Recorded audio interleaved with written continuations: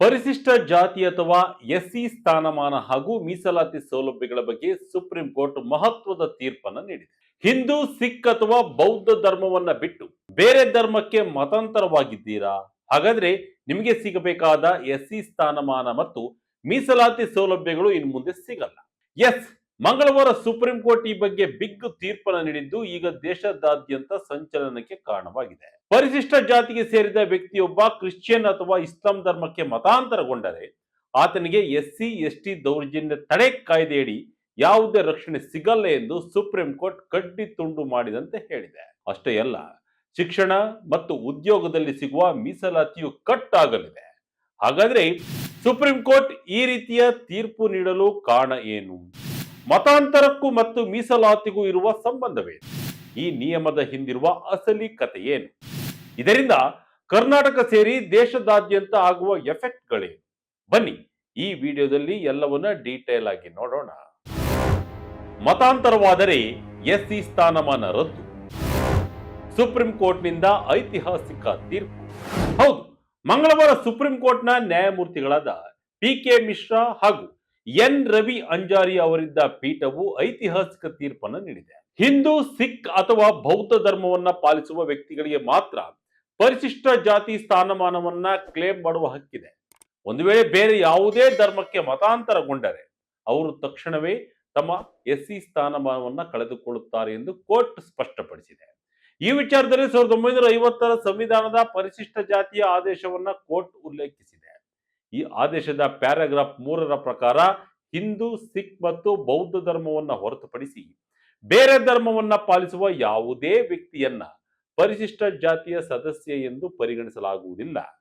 ಈ ನಿರ್ಬಂಧವು ಸಂಪೂರ್ಣ ಆಗಿದೆ. ಅಂದರೆ ಹುಟ್ಟಿನಿಂದ ಎಸ್ಸಿ ಆಗಿದ್ದರೂ ಸರಿ, ಮತಾಂತರಗೊಂಡ ಮರುಕ್ಷಣವೇ ಮೀಸಲಾತಿ ಮತ್ತು ರಕ್ಷಣೆಗಳು ರದ್ದಾಗುತ್ತವೆ.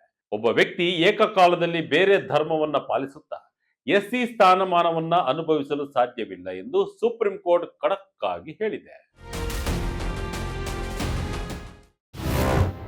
ಏನಿದು ಪಾಸ್ಟರ್ ಆನಂದ್ ಪ್ರಕರಣ? ಆಂಧ್ರ ಹೈಕೋರ್ಟ್ ತೀರ್ಪು ಎತ್ತಿ ಹಿಡಿದ ಸುಪ್ರೀಂ. ಅಷ್ಟಕ್ಕೂ ವಿಚಾರ ಸುಪ್ರೀಂ ಕೋರ್ಟ್ ಮೆಟ್ಟಿಲೇರಿದ್ದು ಹೇಗೆ ಗೊತ್ತಾ? ಆಂಧ್ರ ಪ್ರದೇಶದ ಚಿಂತಾದ ಆನಂದ್ ಎಂಬಾತ ಕೇಸ್ನಿಂದ. ಆನಂದ್ ಮೂಲತಃ ಮಾದಿಗ ಸಮುದಾಯದಲ್ಲಿ ಹುಟ್ಟಿದರು. ಕ್ರಿಶ್ಚಿಯನ್ ಧರ್ಮಕ್ಕೆ ಮತಾಂತರಗೊಂಡು ಕಳೆದ 10 ವರ್ಷಗಳಿಂದ ಪಾಸ್ಟರ್ ಆಗಿ ಕೆಲಸ ಮಾಡ್ತಾ ಇದ್ದ. ಆತ ತನ್ನ ಹಳ್ಳಿಯಲ್ಲಿ ಪ್ರತಿ ಭಾನುವಾರ ಪ್ರಾರ್ಥನೆಗಳನ್ನ ನಡೆಸ್ತಾ ಇದ್ದ.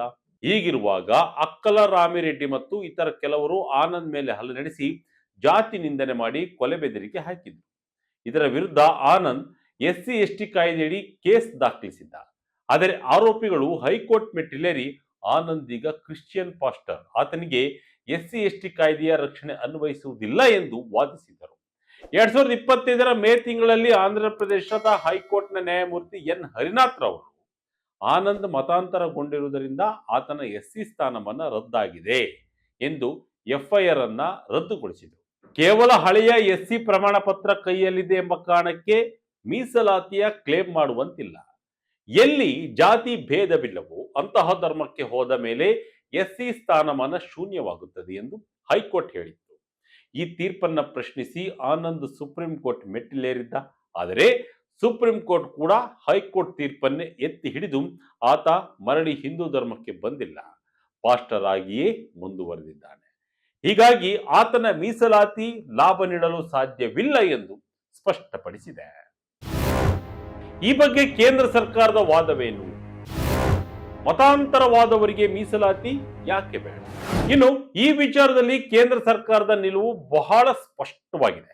ಅಸ್ಪೃಶ್ಯತೆ ಮತ್ತು ಜಾತಿ ಶೋಷಣೆ ಎಂಬುದು ಹಿಂದೂ ಧರ್ಮದ ವ್ಯವಸ್ಥೆಗೆ ಅಂಟಿಕೊಂಡಿರುವ ಪಿಡುಗು. ಆದರೆ ಕ್ರಿಶ್ಚಿಯನ್ ಅಥವಾ ಇಸ್ಲಾಂ ಧರ್ಮಕ್ಕೆ ಮತಾಂತರವಾದವರು ಈ ಜಾತಿ ಶೋಷಣೆಯಿಂದ ತಪ್ಪಿಸಿಕೊಳ್ಳಲು ಹೋಗಿರ್ತಾರೆ. ಆ ಧರ್ಮಗಳಲ್ಲಿ ಜಾತಿ ವ್ಯವಸ್ಥೆ ಇಲ್ಲ, ಅವು ವಿದೇಶಿ ಮೂಲದ ಧರ್ಮಗಳು. ಹೀಗಾಗಿ ಅಲ್ಲಿ ಅಸ್ಪೃಶ್ಯತೆ ಇದೆ ಎಂಬುದಕ್ಕೆ ಯಾವುದೇ ದಾಖಲೆಗಳಿಲ್ಲ. ಒಂದು ವೇಳೆ ಮತಾಂತರಗೊಂಡವರಿಗೂ ಎಸ್ಸಿ ಸ್ಥಾನಮಾನ ನೀಡಿದರೆ ನಿಜವಾಗಿಯೂ ಇಂದಿಗೂ ಅಸ್ಪೃಶ್ಯತೆ ಅನುಭವಿಸುತ್ತಿರುವ ಹಿಂದೂ ದಲಿತರ ಮೀಸಲಾತಿ ಪಾಲಿಗೆ ಕತ್ತರಿ ಬೀಳುತ್ತದೆ. ಜೊತೆಗೆ ಇದು ಕೇವಲ ಸೌಲಭ್ಯಗಳಿಗಾಗಿ ಮತಾಂತರವಾಗುವುದನ್ನ ಪ್ರೋತ್ಸಾಹಿಸಿದಂತಾಗುತ್ತದೆ ಎಂಬುದು ಸರ್ಕಾರದ ವಾದ. 2007ರಲ್ಲಿ ರಂಗನಾಥ್ ಮಿಶ್ರಾ ಆಯೋಗವು ಧರ್ಮಕ್ಕೂ ಎಸ್ಸಿ ಸ್ಥಾನಮಾನಕ್ಕೂ ಲಿಂಕ್ ಬೇಡ. ಮುಸ್ಲಿಂ ಮತ್ತು ಕ್ರಿಶ್ಚಿಯನ್ ದಲಿತರಿಗೂ ಎಸ್ಸಿ ಸ್ಥಾನಮಾನ ಕೊಡಿ ಎಂದು ಶಿಫಾರಸು ಮಾಡಿತ್ತು. ಆದರೆ ಕೇಂದ್ರ ಸರ್ಕಾರ ಇದು ದೋಷಪೂರಿತ ವರದಿ ಎಂದು ಅದನ್ನು ತಿರಸ್ಕರಿಸಿತ್ತು. ಅದರ ಬದಲಾಗಿ 2022ರಲ್ಲಿ ನ್ಯಾಯಮೂರ್ತಿ ಕೆಜಿ ಬಾಲಕೃಷ್ಣನ್ ಆಯೋಗವನ್ನು ರಚಿಸಿ ಇದರ ಬಗ್ಗೆ ಮರುಪರಿಶೀಲನೆ ನಡೆಸುತ್ತಿದೆ. ಆದರೂ ಪ್ರಸ್ತುತ ಸಂವಿಧಾನದ ಚೌಕಟ್ಟಿನಲ್ಲಿ ಮತಾಂತರಿಗಳಿಗೆ ಎಸ್ಸಿ ಮೀಸಲಾತಿ ನೀಡಲು ಕೇಂದ್ರ ಸರ್ಕಾರ ವಿರೋಧ ವ್ಯಕ್ತಪಡಿಸುತ್ತಲೇ ಇದೆ.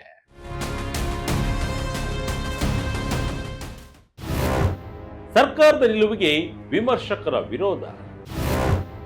ರಂಗನಾಥ್ ಮಿಶ್ರಾ ಆಯೋಗ ಹೇಳಿದ್ದೇನು? ಆದರೆ ಸರ್ಕಾರದ ಈ ವಾದವನ್ನ ಹಲವು ತಜ್ಞರು ಮತ್ತು ವಿಮರ್ಶಕರು ಒಪ್ಪುವುದಿಲ್ಲ. ಮತಾಂತರಗೊಂಡ ಮಾತ್ರಕ್ಕೆ ಸಮಾಜದಲ್ಲಿ ಜಾತಿ ತಾರತಮ್ಯ ಮಾಯವಾಗುವುದಿಲ್ಲ. ದಲಿತ ಕ್ರಿಶ್ಚಿಯನ್ನರು ಮತ್ತು ದಲಿತ ಮುಸ್ಲಿಮರು ಇಂದಿಗೂ ಸಾಮಾಜಿಕ ಮತ್ತು ಆರ್ಥಿಕವಾಗಿ ಹಿಂದುಳಿದಿದ್ದಾರೆ. ಅವರ ಮೂಲ ಜಾತಿಯ ಕಾರಣದಿಂದ ಅವರು ಈಗಲೂ ತಾರತಮ್ಯವನ್ನ ಎದುರಿಸ್ತಾನೆ ಇದ್ದಾರೆ ಎಂದು ತಜ್ಞರು ವಾದ ಮಾಡ್ತಾರೆ. ರಂಗನಾಥ್ ಮಿಶ್ರಾ ಆಯೋಗವು 1950ರ ಆದೇಶದ ಪ್ಯಾರಾಗ್ರಾಫ್ 3 ಸಂಪೂರ್ಣವಾಗಿ ರದ್ದುಗೊಳಿಸಿ ಪರಿಶಿಷ್ಟ ಪಂಗಡಗಳ ಮಾದರಿಯಲ್ಲಿ ಎಸ್ಸಿ ಮೀಸಲಾತಿಯನ್ನ ಧರ್ಮಾತೀತ ಮಾಡಬೇಕು ಎಂದು ಹೇಳಿತ್ತು. ಅಷ್ಟೇ ಅಲ್ಲ, ಒಂದು ವೇಳೆ ಎಸ್ಸಿ ಪಟ್ಟಿಗೆ ಸೇರಿಸಲು ಕಷ್ಟವಾದರೆ ಕೇಂದ್ರ ಸರ್ಕಾರದ ಉದ್ಯೋಗ ಮತ್ತು ಶಿಕ್ಷಣ ಅಲ್ಪಸಂಖ್ಯಾತರಿಗೆ 15%, ಅದರಲ್ಲಿ ಮುಸ್ಲಿಮರಿಗೆ 10%, ಇತರರಿಗೆ 5% ಒಬಿಸಿ ಕೋಟಾದಡಿ ಉಪ ಮೀಸಲಾತಿ ನೀಡಬೇಕು ಎಂದು ಸಲಹೆ ನೀಡಿತ್ತು. ಆದರೆ 2009ರಲ್ಲಿ ಸಂಸತ್ತಿನಲ್ಲಿ ಮಂಡನೆಯಾದ ಈ ವರದಿಯನ್ನು ಸರ್ಕಾರ ಒಪ್ಪಿಕೊಂಡಿಲ್ಲ. ಈಗ ಸುಪ್ರೀಂ ಕೋರ್ಟ್ ಕೂಡ ಮತಾಂತರವಾದವರಿಗೆ ಎಸ್ಸಿ ಸ್ಥಾನಮಾನ ಇಲ್ಲ ಎಂದಿರುವುದು ತೀವ್ರ ಸಂಚಲನವನ್ನ ಸೃಷ್ಟಿಸಿದೆ. ಕರ್ನಾಟಕದ ಮೇಲಾಗುವ ಪರಿಣಾಮಗಳೇನು? ದಲಿತ ಮತಾಂತರಿಗಳಿಗೆ ಎದುರಾಗಲಿದೆ ಸಂಕಷ್ಟ. ಸುಪ್ರೀಂ ಕೋರ್ಟ್ನ ಈ ತೀರ್ಪು ಕರ್ನಾಟಕದ ಮೇಲೂ ಭಾರೀ ಪರಿಣಾಮ ಬೀರಲಿದೆ. 2015ರ ಶೈಕ್ಷಣಿಕ ಸಾಮಾಜಿಕ ಆರ್ಥಿಕ ಸಮೀಕ್ಷೆಯ ಪ್ರಕಾರ ರಾಜ್ಯದಲ್ಲಿ ಸುಮಾರು 12,000ಕ್ಕೂ ಹೆಚ್ಚು ದಲಿತ ಕ್ರಿಶ್ಚಿಯನ್ನರಿದ್ದಾರೆ. ಈ ತೀರ್ಪಿನಿಂದಾಗಿ ಮತಾಂತರಗೊಂಡವರು ಎಸ್ಸಿ ಎಸ್ಟಿ ಕಾಯ್ದೆಯ ರಕ್ಷಣೆಯನ್ನ ಕಳೆದುಕೊಳ್ಳುತ್ತಾರೆ. ಇದು ಅವರ ಮೇಲಿನ ದೌರ್ಜನ್ಯ ಹೆಚ್ಚಾಗಲು ಕಾರಣವಾಗಬಹುದು ಎಂಬ ಆತಂಕ ಕೂಡ ಇದೆ. ಅವರು ಈಗ ಧರ್ಮವನ್ನ ಆರಿಸಿಕೊಳ್ಳಬೇಕೇ ಅಥವಾ ತಮ್ಮ ಸಾಂವಿಧಾನಿಕ ಹಕ್ಕುಗಳನ್ನ ಆರಿಸಿಕೊಳ್ಳಬೇಕೋ ಎಂಬ ಧರ್ಮ ಸಂಕಟಕ್ಕೆ ಸಿಲುಕಿದ್ದಾರೆ. ಇದು ಘರ್ ವಾಪಸ್ಸಿ ಅಥವಾ ತಾವು ಮತಾಂತರಗೊಂಡಿರುವುದನ್ನ ಗೌಪ್ಯವಾಗಿಡಲು ಪ್ರಚೋದಿಸಬಹುದು. ಇನ್ನು ಆರ್ಥಿಕವಾಗಿ ನೋಡುವುದಾದರೆ ಕರ್ನಾಟಕದಲ್ಲಿರುವ 17% ಎಸ್ಸಿ ಮೀಸಲಾತಿಯ ಲಾಭ ಇವರಿಗೆ ಸಿಗುವುದಿಲ್ಲ. ಅವರು ಒಬಿಸಿ ಅಥವಾ ಸಾಮಾನ್ಯ ವರ್ಗಕ್ಕೆ ಶಿಫ್ಟ್ ಆಗಲಿವೆ. ಉದ್ಯೋಗದಲ್ಲಿ ಬಡ್ತಿ, ಸೀನಿಯಾರಿಟಿ ಕೂಡ ಇವರಿಗೆ ಸಿಗಲ್ಲ. ಇದರ ಜೊತೆ ನಗರದ ಕೊಳಗೇರಿಗಳಲ್ಲಿ ವಾಸಿಸುವ ಮತ್ತು ಸರ್ಕಾರಿ ಯೋಜನೆಗಳನ್ನೇ ನಂಬಿರುವ ಬಡ ದಲಿತ ಕುಟುಂಬಗಳಿಗೆ ದೊಡ್ಡ ಹೊಡೆತ ಬೀಳಲಿದೆ. ಇದರಿಂದ ಇವರೆಲ್ಲ ಘರ್ ವಾಪಸ್ಸಿ ಮಾಡುವ ನಿರೀಕ್ಷೆ ಹೆಚ್ಚಾಗಿದೆ. ರಾಜಕೀಯ ಲೆಕ್ಕಾಚಾರಗಳು ಬದಲಾಗುತ್ತಾ. ಕರ್ನಾಟಕ ಮೀಸಲಾತಿ ಕೇಸ್ಗೂ ಇದಕ್ಕೂ ಲಿಂಕ್ ಇದೆಯಾ? ಇನ್ನು ರಾಜಕೀಯವಾಗಿ ನಾವು ಇದನ್ನ ನೋಡೋದಾದ್ರೆ ಇದು ಬಿಜೆಪಿಯ ನಿಲುವಿಗೆ ಮತ್ತಷ್ಟು ಬಲವನ್ನು ತುಂಬಿದೆ. ಧರ್ಮಾಧಾರಿತ ಮೀಸಲಾತಿ ವಿರೋಧಿಸುವ ಮತ್ತು ಮತಾಂತರ ನಿಷೇಧ ಕಾಯ್ದೆಯನ್ನ ಬೆಂಬಲಿಸುವ ಬಿಜೆಪಿಯ ನರೇಟಿವ್ಗೆ ಈ ತೀರ್ಪು ಪೂರಕವಾಗಿದೆ. ಆದರೆ ದಲಿತ ವೋಟ್ ಬ್ಯಾಂಕ್ ನೆಚ್ಚಿಕೊಂಡಿರುವ ಆಡಳಿತಾರೂಢ ಕಾಂಗ್ರೆಸ್ ಪಕ್ಷಕ್ಕೆ ಇದು ದೊಡ್ಡ ತಲೆನೋವಾಗಿದೆ. ಕರಾವಳಿ ಭಾಗದಲ್ಲಿ ಕ್ರಿಶ್ಚಿಯನ್ ಮತದಾರರನ್ನ ಕಳೆದುಕೊಳ್ಳುವ ಭೀತಿಯೂ ಇದೆ. ಜೊತೆಗೆ ಹಿಂದೂ ಎಸ್ಸಿ ಮತಗಳ ಕ್ರೋಢೀಕರಣದ ಲೆಕ್ಕಾಚಾರಗಳು ಶುರುವಾಗಿವೆ. ಅಂದಹಾಗೆ ಕರ್ನಾಟಕದಲ್ಲಿ ಮೀಸಲಾತಿಯನ್ನು 50% ಮಿತಿಗಿಂತ ಹೆಚ್ಚಿಸಿರುವ 2022ರ ಕಾಯ್ದೆಯನ್ನು ಪ್ರಶ್ನಿಸಿ ಹೈಕೋರ್ಟ್ನಲ್ಲಿ ವಿಚಾರಣೆ ಕೂಡ ನಡೀತಾ ಇದೆ. ಸುಪ್ರೀಂ ಕೋರ್ಟ್ನ ಈ ಹೊಸ ತೀರ್ಪು ಆ ಪ್ರಕರಣಗಳ ಮೇಲೆ ನೇರ ಪರಿಣಾಮ ಬೀರದಿದ್ದರೂ ಜಾತಿ ಪ್ರಮಾಣ ಪತ್ರಗಳ ಪರಿಶೀಲನೆಯನ್ನ ಮತ್ತಷ್ಟು ಬಿಗಿಗೊಳಿಸಲು ಸರ್ಕಾರಿ ಇಲಾಖೆಗಳಿಗೆ ದಾರಿ ಮಾಡಿಕೊಡಲಿದೆ. ಯಾರಾದರೂ ಮತಾಂತರಗೊಂಡಿದ್ದರೆ ಆ ಘಟನೆಯ ಅಥವಾ ಕ್ಲೇಮ್ ಮಾಡುವ ಸಮಯದಲ್ಲಿ ಅವರ ಧರ್ಮ ಯಾವುದಿತ್ತು ಎಂಬುದನ್ನ ಅಧಿಕಾರಿಗಳು ಕಡ್ಡಾಯವಾಗಿ ಪರಿಶೀಲಿಸಬೇಕಾಗುತ್ತದೆ.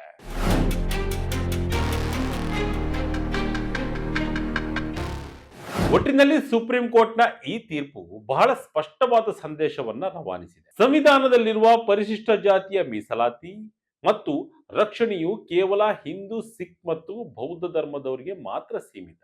ಒಂದು ಬಾರಿ ಬೇರೆ ಧರ್ಮಕ್ಕೆ ಮತಾಂತರವಾದರೆ ಆ ಎಲ್ಲಾ ಸೌಲಭ್ಯಗಳು ನಿಮ್ಮ ಕೈತಪ್ಪಿ ಹೋಗುತ್ತವೆ. ಕೇವಲ ಹಳೇ SC ಸರ್ಟಿಫಿಕೇಟ್ ಇಟ್ಕೊಂಡು ಲಾಭ ಪಡೆಯಲು ಸಾಧ್ಯವಿಲ್ಲ. ಒಂದು ವೇಳೆ ಮರಳಿ ಮಾತೃಧರ್ಮಕ್ಕೆ ಬಂದು ಆ ಸಮುದಾಯ ಅವರನ್ನು ಒಪ್ಪಿಕೊಂಡರೆ ಮಾತ್ರ ಮತ್ತೆ ಸ್ಥಾನಮಾನ ಸಿಗಬಹುದು ಎನ್ನುವುದನ್ನು ನ್ಯಾಯಾಲಯ ಪರೋಕ್ಷವಾಗಿ ಉಲ್ಲೇಖಿಸಿದೆ. ಇದು ಮುಂದೆ ಯಾವ ಸ್ವರೂಪ ಪಡೆಯಲಿದೆ ಎಂಬುದನ್ನು ಕಾದು ನೋಡಬೇಕಿದೆ. ಸುಪ್ರೀಂ ಕೋರ್ಟ್ನ ಈ ಐತಿಹಾಸಿಕ ತೀರ್ಪಿನ ಬಗ್ಗೆ ನಿಮ್ಮ ಅನಿಸಿಕೆ ಏನು? ಮತಾಂತರವಾದವರಿಗೆ SC ಮೀಸಲಾತಿ ಕಟ್ ಮಾಡಿದ್ದು ಸರಿಯೇ ಅಥವಾ ತಪ್ಪೇ? ನಿಮ್ಮ ಅಭಿಪ್ರಾಯವನ್ನ ಕಮೆಂಟ್ ಮಾಡಿ ನಮಗೆ ತಿಳಿಸಿ. ಇದಾಗಿತ್ತು ಈ ಕ್ಷಣದ ಇಂಟ್ರೆಸ್ಟಿಂಗ್ ಸ್ಟೋರಿ. ಇದೇ ರೀತಿಯ ಸ್ಟೋರಿಗಾಗಿ Vijay Karnataka website, YouTube page, Facebook page follow ಮಾಡ್ತಾ ಇರಿ. ಧನ್ಯವಾದಗಳು.